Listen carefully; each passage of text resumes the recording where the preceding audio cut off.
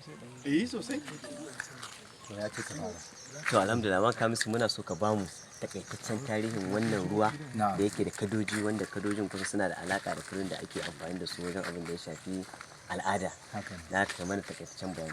To wannan ruwa da kuke gani na bayan mu shine wani ruwa na al'ada na garin Jimbun, wanda sama da shekara 300 aka tona shi dan saboda ainihin ayyuka na cikin gida, irin ginin katanga da ganuwa da ake yi.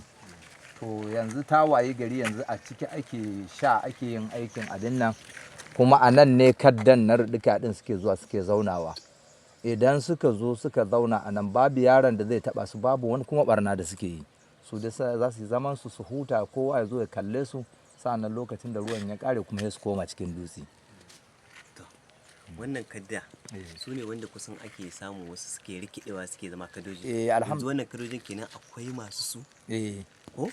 Wanda shi mai shi idan ya ga dama yana nan in ya fusata a gida zai sa wannan kadin ya cutar da wani abokin wani. Ta Allahu. Haka ne. To kamar yanda Amir yake tambaya na, wato kaddan da ake maganan sun anan, idan yanzu ka ɗauki danko ka harbi ɗaya a nan a cikin kaddan nan, to wanda yake cikin rikidan a cikin gida to zaka je ka same shi a cikin wani hali.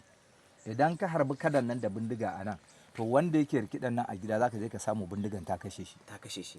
Mu da idan mu mun gani waɗanda suke rikidan kadan an same su sun bar garin Jimbun sun je sun yi wani abu a wani guri kamar barna haka da sauransu, ana harbin su mu zo mu samu sun mutu a nan Jimbun.